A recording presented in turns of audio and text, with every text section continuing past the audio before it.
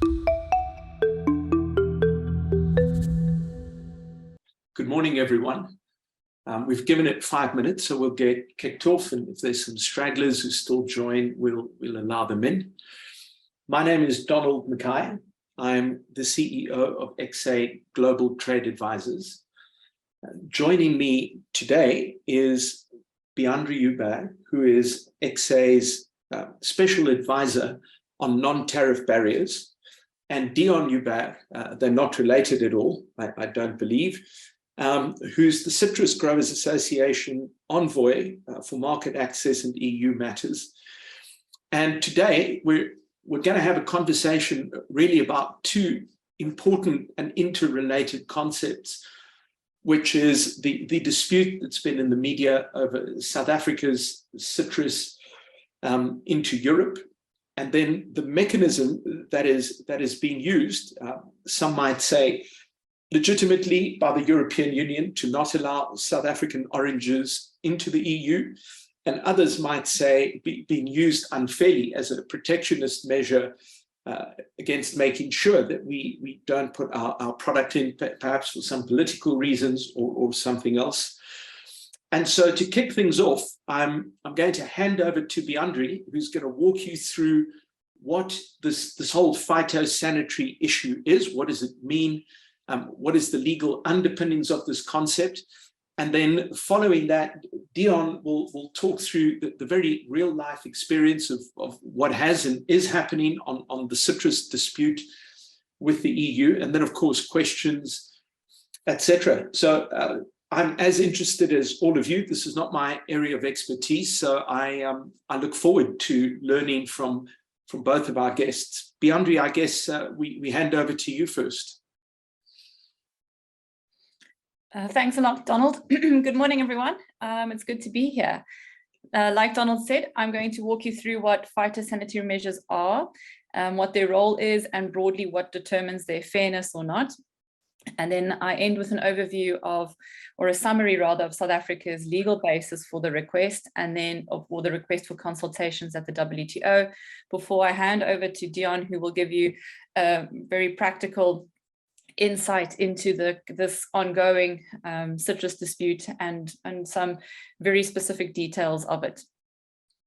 All right, so phytosanitary measures are measures aimed at the protection of plant life or health.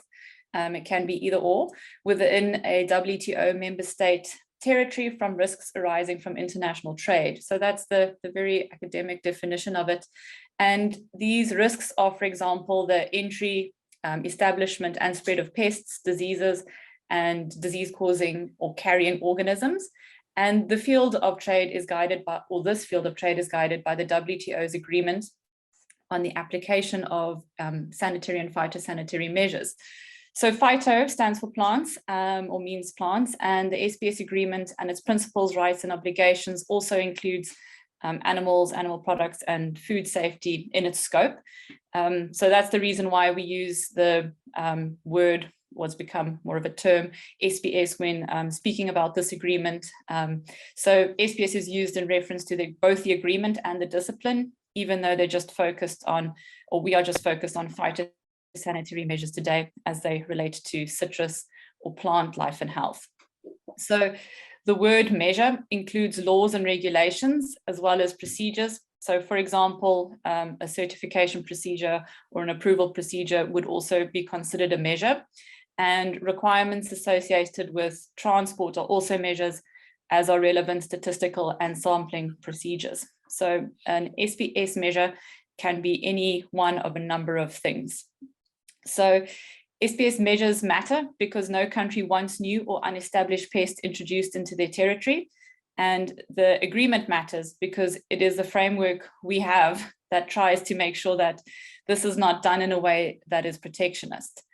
South Africa has to comply with SPS measures in export destinations in the same way that anyone exporting to South Africa has to comply with our measures before entry of any products into South Africa. And that's, of course, plant products, animals or animal products as well. But like I said, today we're just focusing on plants. So who determines the rules?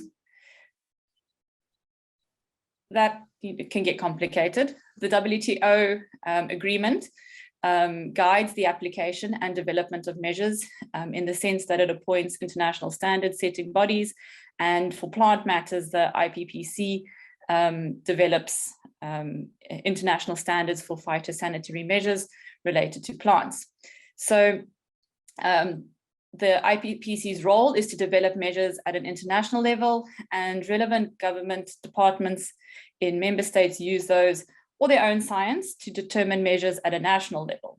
The WTO agreement recognizes standards developed under the IPPC as the only international standards for plant health.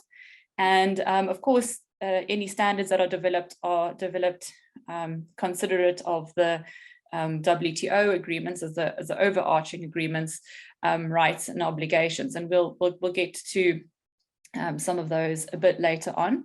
But I just wanted to mention that in advance.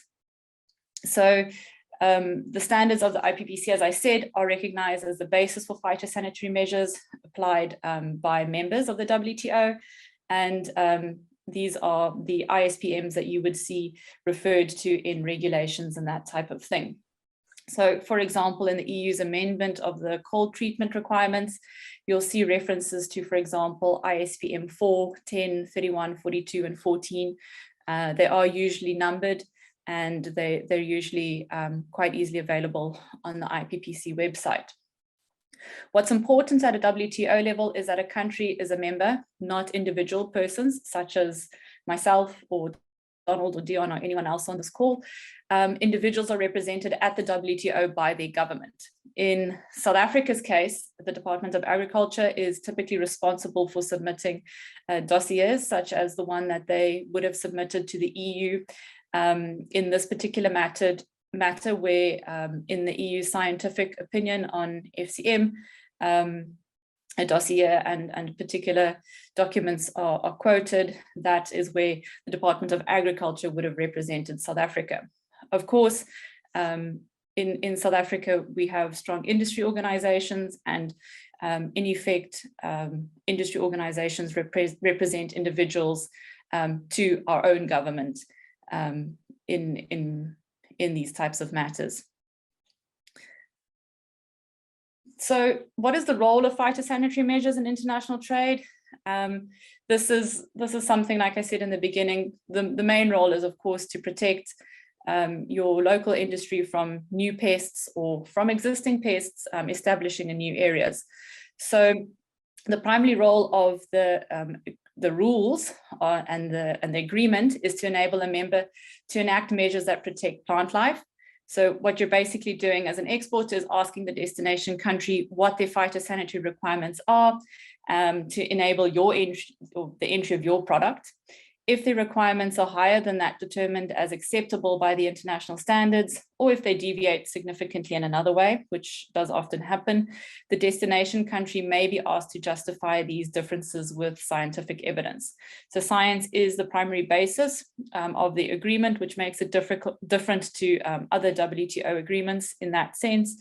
And of course, as with any agreement, it depends really on the circumstances, what is justifiable and what is not, but we'll get to that a bit more later. So the EU citrus case is a good example of this, actually, where it is suspected that the deviation is used as a disguised restriction on trade. And of course, it is possible that the other country can at times justify this deviation. And in the event that it is found to be unjustified, it can also be amended, of course. The agreement is not without criticism, and amongst other things, it has been accused of ignoring things like the cultural dimension of risk. I would, however, hazard the statement that without it, the situation of using SPS measures without an agreement setting the rules would be much more contentious and much more protectionist on health grounds, and it would likely make a professional contact sport look like child's play. So there's a complicated web of rights, obligations, and principles of SPS. The most important thing to know is in terms of rights, a member does have the right to take these measures. But the opposite member, of course, also has the right to expect that these measures are in accordance with the agreement. So the SPS agreement does provide this complicated set of rights, obligations, and principles. Science is somewhat of a neutral arbiter in the prevention of SPS as a disguised restriction on trade. And I say somewhat because the reality is that trade does not happen in a vacuum. It's not uninfluenced by politics. So the neutrality that the agreement provides and the processes that it provides is as much as possible in a rapidly developing and complicated world. Excuse me. The scientific application is, of course, also dependent on the ability of a member to participate in international standard setting and collecting and interpreting scientific data, etc. So a member that has more advanced research capabilities and facilities than that type of thing would, of course, be in a better position to contribute to the creation of international standards or challenging them, for example. But it's also dependent on the legal understanding of the relationships between the different rights, obligations, and principles. There are a lot of variables at play, is basically what I'm saying. As mentioned earlier, the agreement allows members to set their own standards on plant health, but importantly, they may only be applied to the extent necessary to protect plant life, health, and they may not be arbitrary. Measures must also not be unjustifiable, and they mustn't discriminate between countries where identical or similar conditions prevail. And this is one of the more important statements that I think Deon will touch on later, is where similar or identical conditions prevail. Changes in measures must be notified, and the notification period must be reasonable. So that kind of goes without saying, but it does have to be stated in the agreement. And in the EU South African case, the notification period was very short. And this is one of the things that was severely criticized. So maybe sometimes the obvious does have to be stated in these agreements. How do you know if a measure is fair? When a measure reaches the point of consultations, as in the South Africa EU case, which is the point where they're at the moment, or it reaches the next step, which is the point of the establishment of a panel, it goes without saying that what is fair is very debatable, and both sides will have very strong opinions on what is fair and why it's fair. But it's perhaps easier to say what is not fair. And like I've said earlier, it would be unfair if a measure is not supported by science. It would be unfair if a measure is arbitrary, and it would be unfair if a measure unjustifiably discriminates. So, the reality is that circumstances do change. So it's not always useful to refer to what has happened in the past, but the question remains, is there data? Is the relationship rational? And is there another option? So it sounds easy, but when I think about this, I always like to think of I'm always reminded of one of Ben Goldacre's book titles, which is, I think you'll find it's a bit more complicated than that.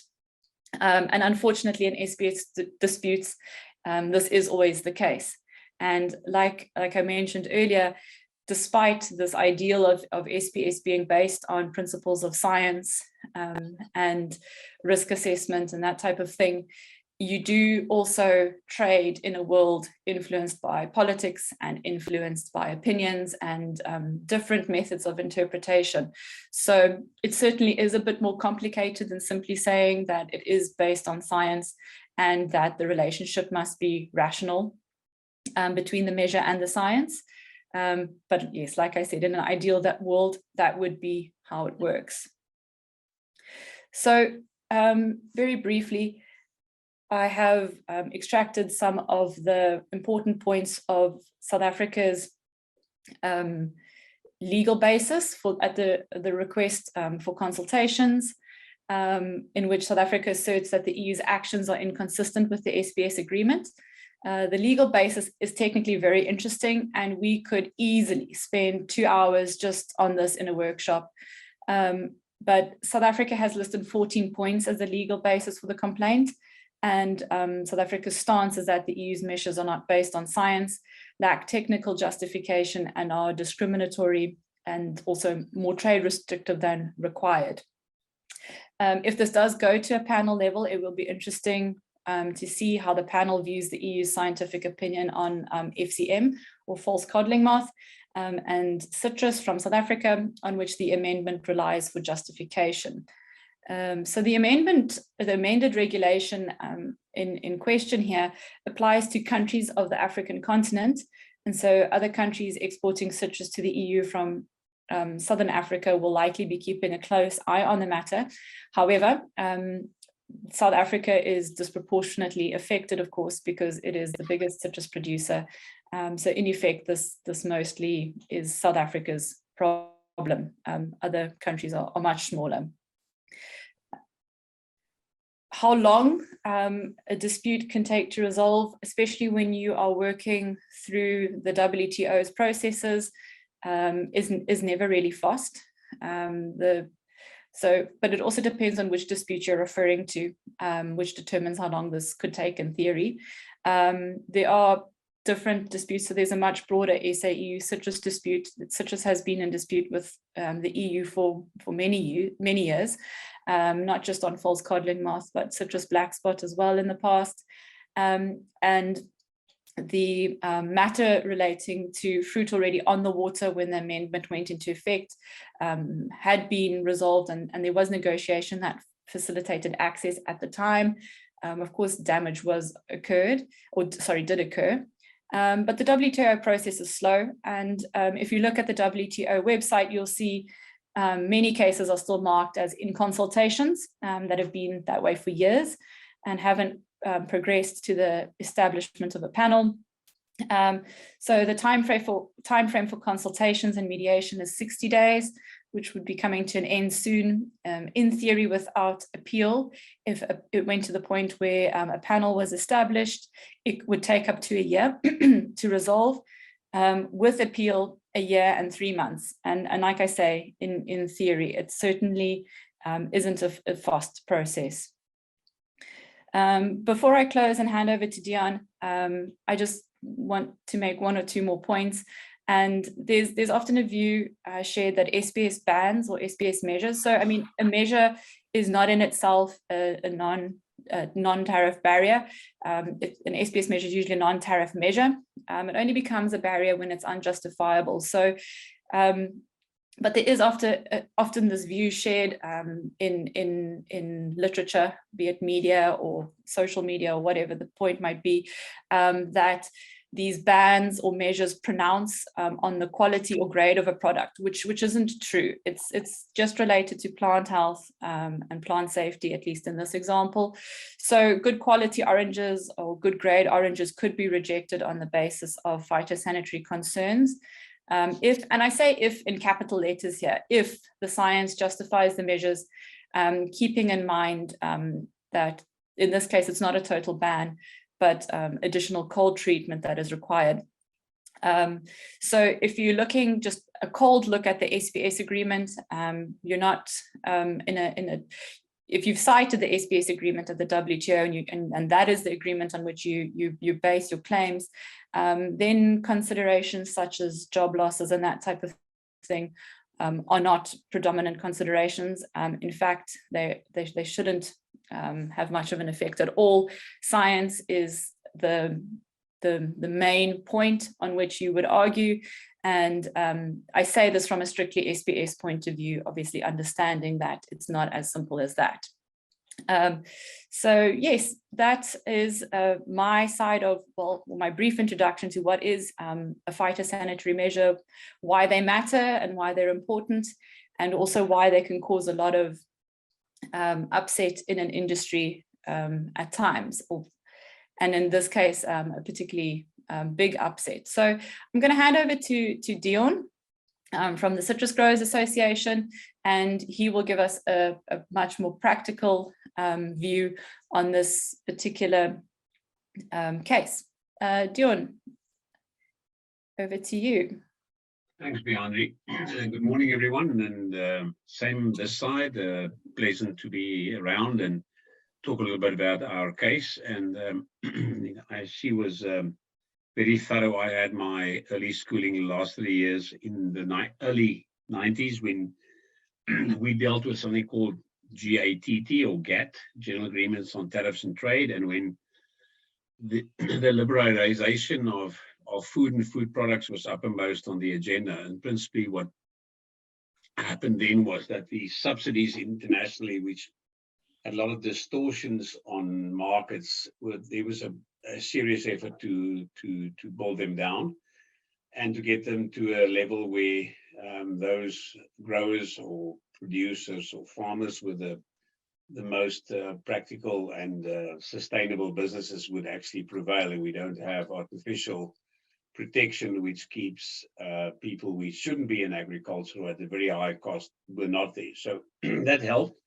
I think in general, if I remember correctly, we went from about 65% PSE, which price subsidy equivalent, which principally just says or measures that if a product cost R1, then 65 Rand went behind the back of the price directly to the grower. So that's the measure of support that a grower would have on any particular product. And just to lay the foundation for the discussion today, if you look at the European Union, their official PSE, price subsidy equivalent, which is encapsulated in a measure called CAP, Common Agricultural Policy, which is a financial framework to support growers or farmers in the European Union, accounts for roughly 44% PSE on average. So the EU has argued that it's less, 40%, but you can take your pick. So principally anything that you buy in Europe, the consumer will pay a price, but before the consumer pays, there's already 40% of that price was already paid by the taxpayer in Europe.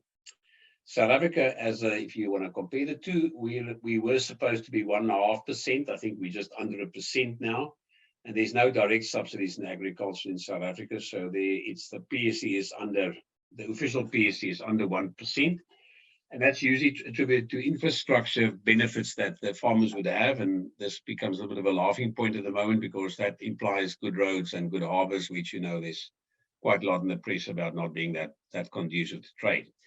So principally from that layout point is where citrus found its way. I'll give you a little bit of a background. So South African citrus for the last 8 years I've been involved in the market access issue. South African citrus has grown from roughly about 109 million cartons to about 160 million cartons over the last 7 years. So quite impressive growth, about 50 million cartons. And the revenue in that time came from roughly about 8 billion foreign earnings to about 30 billion. So in South Africa, where you really struggle for jobs, especially in the rural areas, citrus has been a little bit of a diamond at the moment, really doing well. And just to put a few nice touches onto that kind of, call it positioning of citrus. For every 10 million cartons we export more than last year, we roughly create about 10,000 permanent jobs in the rural areas.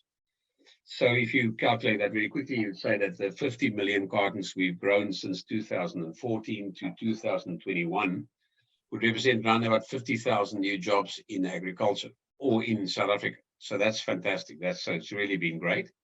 And the last one, just to top it off, is that we've used we were able, the industry, to fund about 600 students, mostly from previously disadvantaged communities, to get a degree or a diploma, and 85% of them have been absorbed in the industry. So really a nice success story in terms of job creation, training, and money, or let's say reserves or income for the country. So what did we do wrong? Well, I don't think much. If you again argue the same point that when we had the problem was that in the early 90s up to late 90s, with the last round, there was the Brussels round, and I think we had the Uruguay round, we had the Brussels round, we had the last one, I think in 96-7. Principally, the protection on agriculture has gone down by about 20%. So say EU is about 65, they're about 40, 44 now. At least that created a lot of fair and reasonable competition, exactly in line with what Biandri said now. So you can't, it's very difficult these days to put a tariff on if you think that your farmers, like our farmers with chicken, for instance, need protection because the EU is or someone is importing chicken legs or drumsticks at a very low price and principally putting on the market and putting our growers out of business. You can't just slap a tariff on. The tariff there must be thought about, a lot of thought behind it, a lot of calculations. So the use of tariffs has been very difficult unless you've got very good calculation to show that someone else is producing or dumping your market at a price structure below production cost. Then you can protect yourselves. But the unfortunate thing is that the SPS, or the plant health, has been the only real measure which, in the absence of indirect payments, payments in agricultural subsidies, and any measures of non-access to non-tariff measures, have fallen away. So the only one really left is SPS. And hence the situation that we have now, that SPS is used or misused often by everyone. So nothing new. It's the unfortunate thing is that, as Biandri also pointed out, is that normally these cases need at least good science behind it to say, look, guys, you've got a bug here that can really destroy our crop or our production or endanger our farmers, then it's within your rights. The unfortunate thing in this case is that the two pests that we talk on in citrus have been around for, they've been 60 and 110 years, and they've never established in Europe. So the living evidence or the living experiment of South Africa's citrus just tells you that there's the likelihood of the pest that we have establishing it in Europe seems to be absolutely absent, which is totally correct.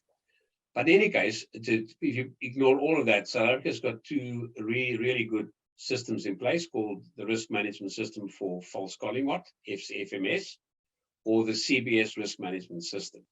And those we employ to principally mitigate the risk of the pest arriving in Europe. So Deon, yes. might I just pause you? People are saying you're not that clear. I can hear you fine. Okay, but maybe just move a little closer to the microphone. Thank you. My apologies. Is it better now? It is indeed. Thank you. Okay, my apologies, gentlemen. Okay, so what happens in FCM? 3 years ago, it was declared a pest. It's a sub-Saharan Africa problem. It happens in a lot of countries in Africa, and they all export. Most of them export to Europe. So on that regard, what you'd say is if FCM is really a serious matter for protection for the EU, there would be a horizontal measure. What I mean by that is principally that you would have the same measures regardless if the product is flowers, if it's capsicum, if it's lemons, oranges, whatever it is, you want to protect the EU market against FCM. The first box that we haven't ticked in this case is that there's no equal measures for FCM and for FCM on these three aspects, like oranges or capsicum or flowers. So the first thing we can tick off is that the EU is not consistent, and you can call it discriminatory or disproportionate, whatever you like to do it. But the point is that in terms of the science and the performance, they have to, when they come and they put up a measure, they at least have to show that there's some sort of problem behind us or behind them. So one way would be that South Africa's interceptions of FCM is going up, so we're not controlling ourselves, or it's disproportionate to any of the other guys or the other countries in this case, which it also, so just on stats quickly. So over the last 3 years, South Africa has recorded on oranges, over the last 3 years, it was 14, 19, and 15 interceptions. So that gives you about 38. Over the same time, most of these other countries have recorded anything between 40 and 129 interceptions in a year of false collingwood. Our volume is about 800,000 tons a year. Theirs is up to about 100 tons. So the proportional risk that South Africa would pose to the EU on FCM, if it poses any risk, would be minimal. It's about a hundredth of they have hundredths of the volume, and they have 3 or 4 times the amount of interceptions that we have. In fact, in some cases, 10 times as much. Yet there's no measures. So if you want to make a case up for discriminatory measures, that's one.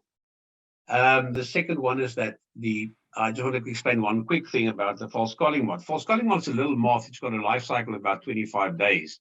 So if you have false calling moth in a fruit, it'll have a little larvae which burrows through it and reaches maturity. It comes out as a moth.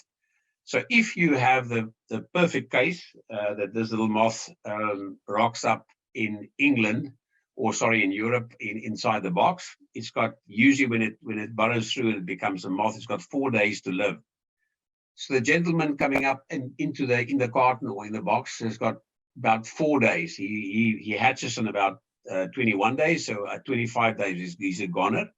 So he's got 4 days to find a mate, do that, and lay some eggs, or the lady. If 2 male moths pop up in the same box, they're going to talk about the rugby, and that's going to be it. The 2 ladies will probably talk about the hairdressing, and that'll be 2. And if they if the lady arrives 3 days after the male, he'd be off to the old age home and not there to do much to help to prolong and grow FCM as a threat to Europe. So even if they do arrive, then the chance of them finalizing this exercise and creating offspring is it goes into the thousands of percentage points. So it's really, we're looking for something in a haystack here to make a case that false calling can. And I think the other one is just to say that in the last 60, 80 years, FCM has never established in Europe. So the case, we're a living experiment, so to speak. So where does all this focus in South Africa come from? Well, we think that the Common Agricultural Policy, which I just described about the support for agriculture in Europe, has unfortunately been the backbone of a lot of marginal growers. And because it has to be dealt with, or has to become smaller and smaller as green issues and other issues become more prevalent, so it's reduced. And these guys are now drowning. We're extremely sorry for them, these small fragmented growers in Spain, but it's nothing to do with South Africa. But unfortunately, the politics in Europe is complex, in the sense that the Spanish at the moment are going through a tough time. The economy is really up in tatters. The social security is struggling. They got massive immigration from Africa. It's generally a bad place to be. And at the moment, the subsidies are falling. So the government is compelled to show some support. And the only thing that at the moment that they are in citrus trying to focus on is South Africa's massive growth. And just again, to put that into perspective, so there's 130 million tons in the world in total. The Southern Hemisphere produces 30 million tons, and the Northern Hemisphere 100 million tons. So Southern Hemisphere is about 23, 24% total production. Of that 30 million, South Africa is about 2.6 million. Brazil is 22 million of that 30. It's all, all know the product. It's a concentrate, orange concentrate. So South Africa is less than 1.5%, plus we counter season. So the threat that we have is absolutely minimal. We don't impact on their market at all. Leon, if you can perhaps put the first slide up, just to give them an idea. So if I may, I don't know if you can see this, but if you look at the months in the middle, around about, let me see can you see my pointer? I don't know if you can, but in any case, in July, August, September, and October, you'll see the orange section there.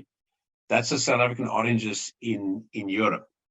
That represents 7% of the total EU market. And even in the months that we are there, Spain still, you see the blue section at the bottom there, still remains reasonably active right through our so-called part of the season, the 4 months. So 84% of the supply from Europe comes from Spain, which is 45% of the market, and Italy 27%, and Greece 12%. So we're extremely small, and we should be the best news they've had in years, because we are, if in this zest for having what we call a 12-month of the year supply of a product. There's massive competition between products these days, like blueberries and avos and everything else. And citrus suffers for the same consequence. So what you'd like to have is a consumer eating 2 avos a week, like I do. I've got no clue where they come from. I eat South African, and then I eat, presumably, Spain and someone else, and comes from Mexico or the US or whatever. But I eat 2 avos a week. That's what every big seller, big marketer wants you to do, is to eat 2 of a product right through the year. So you never stop eating. And the moment you fall away that there's no product on the market, the consumer forgets about you. And then you come back into season like in the old days. It takes them a week or 3 or 4 to warm up to your presence, and then starting to eat you. So in Europe, we are presenting Europe with a fantastic case of great quality. And that's the one thing South Africa can be absolutely proud of. We've probably got the best oranges and citrus in the world in terms of high acid, high sugar. So it's absolutely flavorful, just like good wine. If you guys have wine with high acid, it gives it tingles up your tongue, and you've got a much longer palate and an enjoyment. That's exactly with South African fruit. It has, by nature, with all the sun and the fact we cultivate it, high acid. So it's a great product to eat. So we are actually keeping consumers loyal to citrus in the months they would normally eat strawberries and blueberries. So I'm still baffled by the fact that if you look at that graph, go back to it in November, Spain, just the month after South Africa finishes its campaign, sells 350,000 tons of citrus or oranges, which is the total that we sell in 4 months. If it wasn't for us making the consumer keep on and eating oranges, they wouldn't eat that in November and December. So the whole thing is really a political minefield at the moment. So just back to the measure. So the measure came up on the 21st of June. Rightly, Biandri said that it was published on the 21st, and they want full implementation on the 24th of June, which is diabolical, because normally you would give your trading partner 6 months to apply a new measure. In event, it was not. And what was the measure? The measure went beyond the current risk management system in South Africa, which has performed unbelievably well if you compare it to anybody else in the same position. So South Africa's, the nice word would be the least of the offenders, or the least of the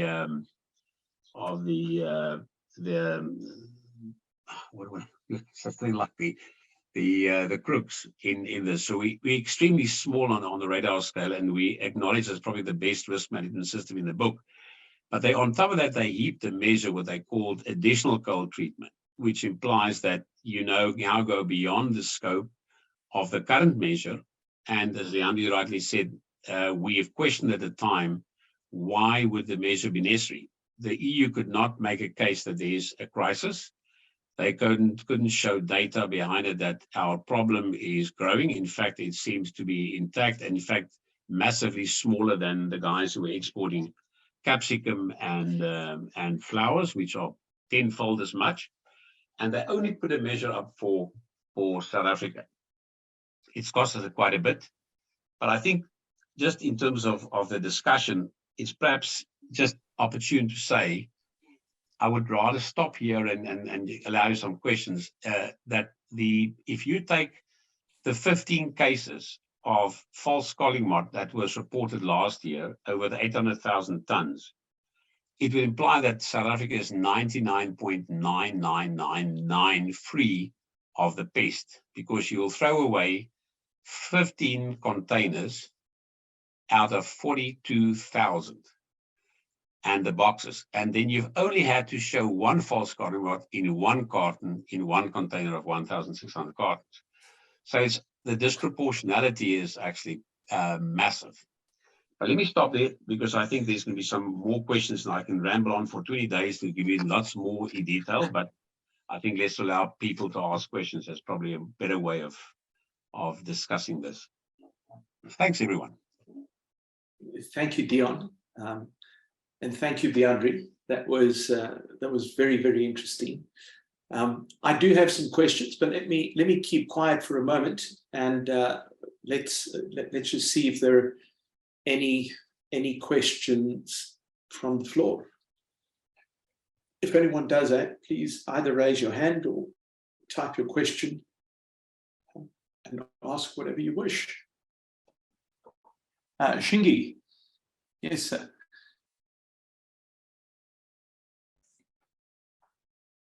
Oh, Shingi, I think you're muted.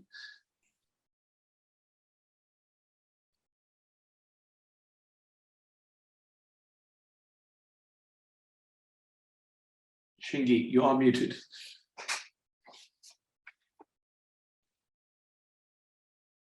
And Pumi, can you do something to unmute? Okay, can you hear me now? There we go. Yes, excellent. We can hear you. Sorry about that. So my question to Deon is, so what is the current status in terms of the EU measures? What are their scientific basis in terms of the new measures that were introduced? Or how do you understand them as South Africa? What are their scientific justification? As the previous speaker said, that they are based on scientific evidence. What is the EU scientific basis for introducing these new measures? Thank you. Unfortunately hit it right in there. That's the main question. We don't know. There's two motivations you can use. The one is you can take the data and say, South Africa, you've been exporting for 3 years and you've had, say, 50 million cartons, 60 million cartons, 70 million cartons, and you have and your hit rate of false collingwood has gone from 15 to 50. So clearly there is, your situation is weakening. That's not the case. In fact, the volume went from about 600,000-700,000 tons to 800,000 or 900,000 tons, and the inception rate has gone down, or proportion gone down. In fact, it's gone down in real numbers. And oranges, the one that they targeted, did go down. It went down from 14, 12 to 8. So obviously, scientifically, there's no justification, or let's say statistically, there's no justification. The second one could be a science one, that you say, well, we've got some scientific information that false collingwood is slowly establishing itself in Europe, and so we are facing a problem going forward. Because of the life cycle of the false collingwood and the fact that you have extreme cold in Europe, Europe principally sterilizes itself. So for the last 60 years that false collingwood has been in play, it's never established in Europe. So you can't even cite a crisis that there's something happening on that side, or that that the conditions for establishing it has improved, or any argument. So in our opinion, and that was one of the, I think, Biandri excluded to that. In our case, we're saying, what is your scientific backing? Because they've come up with measures, 25 days at 2 degrees. There's no science. The only people doing research on false collingwood is South Africa. And all our publications, as Biandri would tell you, in the IPPC network is actually South Africans that wrote that. So there's no measure and there's no scientific method that's tested and proven that anything that the EU is suggesting now. So we think it's baseless. So on these two, call it baseless foundation, there's no scientific backing, or there's no data supporting an increased measure and showing some emergency.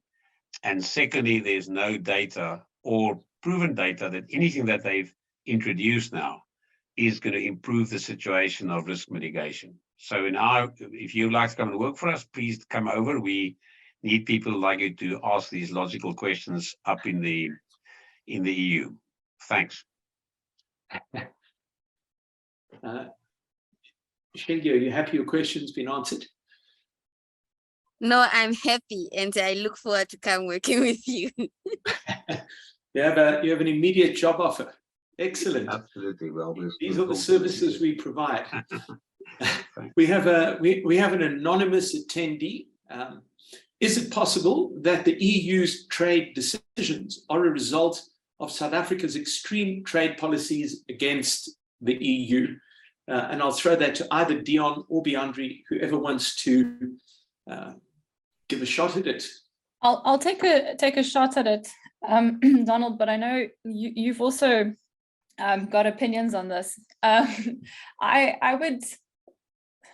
think a simple yes or no is difficult with this, but yes, with the qualification that it's really complicated. So South Africa is definitely not innocent in using SPS measures as a tool in trade. If you look at the situation with avian influenza and our inability to import chicken from certain EU countries at the moment because of single outbreaks or minimal outbreaks, and it's something that happens every single year. South Africa also recently had avian flu outbreaks within the country itself. Often something that's carried by migratory birds, so not really even something that you would be too worried about in frozen chicken. I don't think it's as simple as saying yes, but I think definitely as far as negotiation goes and the willingness to concede here, you have to look at the broader picture of South Africa's own message that South Africa sends out, or the sentiment that we have, at least officially, and against the EU or against imports from other countries. So that is my very broad and personal view on this. I'll add my comment at the end, B, but let's just, any other questions? I saw a hand go up and a hand go down. Is there someone else who wants to pose a question? This opportunity doesn't come around that often, so get to throw in whatever you'd like. So while we wait to see if anyone else does have a question, let me then add my 2 bits to what Biandri has said. So I think we have a quite explicitly protectionist stance at the moment. That, by the way, doesn't make us special in the world. The world overall is definitely closing down. I think we're a little more extreme in those views, and I think that does have consequences. But this is not also a new thing. So we've been on a path of kind of wanting to not have import competition in the market, but at the same time wanting all other markets to remain open to us.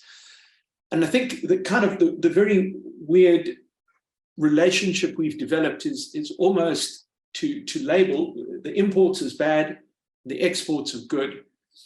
And then we see policies that quite closely resemble those of Donald Trump, who had a weird obsession around the balance of trade. We have to make sure we're exporting more than we're importing, without a lot of thought of what happens in the value chains that we use those imports in. How do they make us more competitive?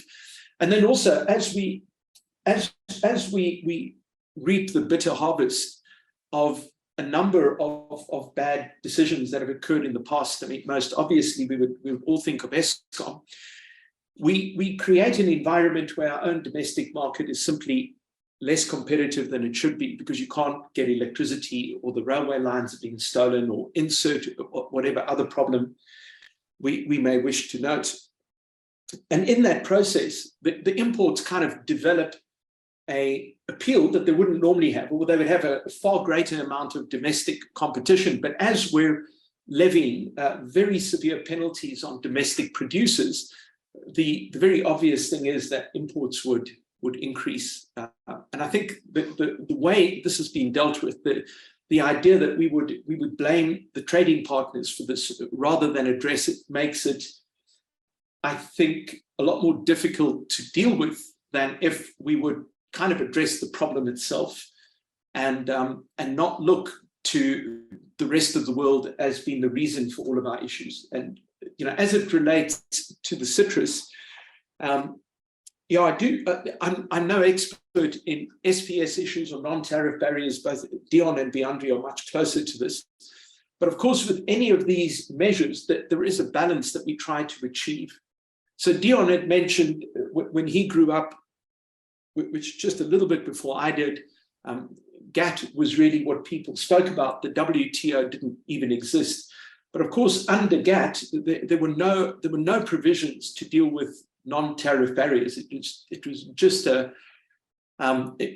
mechanism to try to encourage trade by lowering tariff barriers. But if we look at the world at the moment, tariffs for the most part are quite low. There are exceptions if you get down to the micro level, but at the aggregate level, duties are low, either because they're set up that way or because trade agreements have brought them down. And so the bulk of the interference that occurs with trade have become non-tariff barriers, probably most explicitly in Africa, where I suppose there we couple both tariff and non-tariff barriers in quite a horrible mix. But yeah, I think how we deal with our trading partners, the kind of way we message, if we're aggressive, we should perhaps not be too surprised when we receive equally aggressive and sometimes unreasonable responses on the other side. Yeah, that's hold on. I think we have another question. I want to add something as well, Donald, and also you need to consider South Africa's like volume relevance compared to the rest of the world, you know, because I think we as South Africa often assume that the bulk of the EU's time is thinking about how can we do X, Y, Z to South Africa, and I actually don't think that is the case. You know, let me add some numbers to that, Biandri. So the EU accounts for about 20% of our exports. Our 20% into the EU is about 0.5% of their imports. And we go quite far down the list of our exports before we get to the first product that is not like something you dig out of the ground, you know, platinum and iron ore and these sorts of things. So the relationship is not balanced in any way. And so, you know, kind of put differently, and this, by the way, doesn't for a moment justify, we don't want to create a bullying environment where, and of course, that's part of the reason why the WTO is here, to make sure that we don't end up with a mercantilist situation where the biggest partner makes the rules, as Trump was so fond of saying. But at the same time, we have to be realistic. The situation is incredibly unbalanced. And so one must just be careful how we treat that relationship, because, you know, if it were to disintegrate further than it has, the bigger losses would definitely be felt by South Africa. But before, Shingi, before I get back to you, there's been another typed up question. Let me read it quickly. What do you see as the immediate fix to this impasse? What needs to be done? Deon, let me throw that at you and say, if you looked into your crystal ball, what would you propose be done? Well, I think that what is being done. So just the good news is that for the first time in the history of Africa, and in fact, South Africa has lodged a case against the EU in terms of trade dispute, and I think that was a great start, because it pitted, although it pitted a very small country, and as you rightly say, interest. I always like to compare it and just say that, well, the total trade in citrus does not even get to the one wing of an Airbus. So if it's so inconsequential in terms of total trade, but it's very important for us. And just to go back to the point, so the argument is true, is that we have now accessed the WTO, which is supposed to be the principal in the school, and we have to both explain our cases, why we're punching up. And usually in the first round of consultations, in fact, by far the majority of these disputes are actually dealt with in consultation, and there's some compromises found, principally because if you put your legal guys in a room together and they argue their case, they both have to put their whole case forward and their motivation and whatever. And usually the one call it participant will say, well, actually, we don't have such a great case.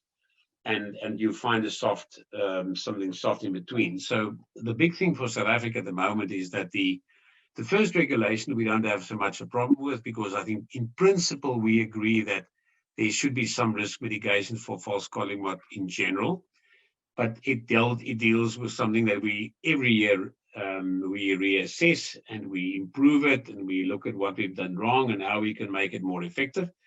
And then we've done that over the last 3 years, and every year we've been better at it. So that's the responsible and reasonable way.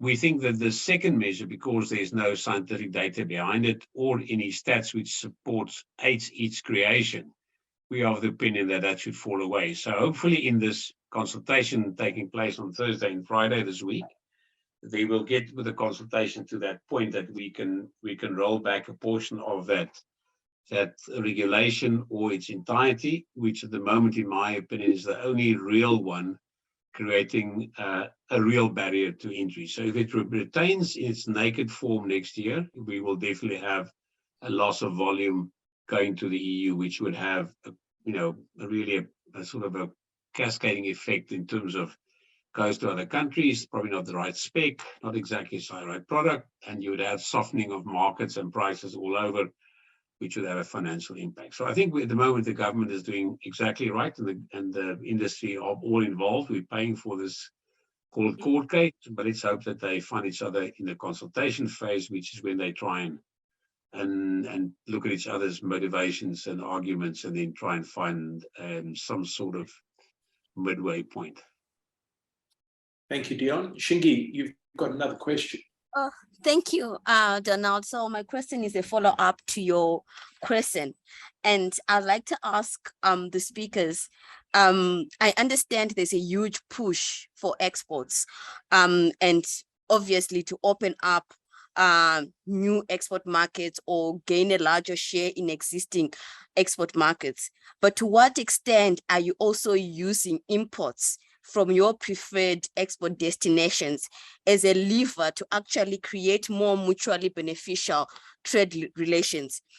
So what I'm simply trying to say is, I understand there's the Fresh Produce Importers Association, I think, which imports fresh produce, fruits mainly from other countries. And I understand one of the goals is actually not to just be an exporter as a country, but actually to also import from Spain, from Egypt, etc., so that we can also export. So to what extent is the citrus industry actually working closely with FPIA, for example, in order to improve our trade relations and in order to improve market access opportunities through also importing from other countries? Because when you look at our import-export trade balance, it's very skewed, which is good, positive trade balance. But to what extent are you using other mechanisms to ensure improved market access? Kosini, next good question. Excellent question. Let me just, for citrus, it's actually, it works quite well. We would like to have, in fact, we import quite a big amount of mandarin, and lemons, which are the two, and notably from Spain, for one. In our off season, for the same reason that we are vouching for them to take ours in the off season, because it keeps, as you rightly said, consumer levels at a reasonable level or at a decent level. It creates that year-round consumer pattern that you want with any product. So the big imports currently are lemons and mandarins. The disappointing one is actually not us trying to buy more, but they want more for their citrus than we are probably able to pay. So the volume that comes in, you'll probably find in Woolworths and Checkers, but it will be more expensive, in fact, much more expensive than in our season. But the moment I would say the biggest hindrance to citrus imports is not phytosanitary, or it's more the price point. So, but we do have, we in fact, the nice part about citrus is that the cultivar association sort of branding that you have with something like Clement Gold. Clement Gold's license comes from Spain, and so we are in agreement with them. So they sell Clement Golds here in our off season a heck of a lot. And we're trying to attract more of those kinds of excellent products that you would like, soft citrus, which are very popular into South Africa. So again, I said that the job offer is open. You seem to hit all the right points every time. Job offer and promotion all in one meeting. I'd just like to make a comment here before we end off, Donald, to Shingi. Sure. You're absolutely correct. I mean, you can't just export, you've got to import as well. I mean, that's just how the game works. No one can just have it one way. Otherwise, it just doesn't make sense. But as far as what can be done to facilitate either import or export of fresh fruit and meat products, or almost anything that we eat or consume, I think the biggest thing South Africa could do is start looking at our internal issues, such as legislation that quite simply doesn't facilitate some of these processes in a sensible way.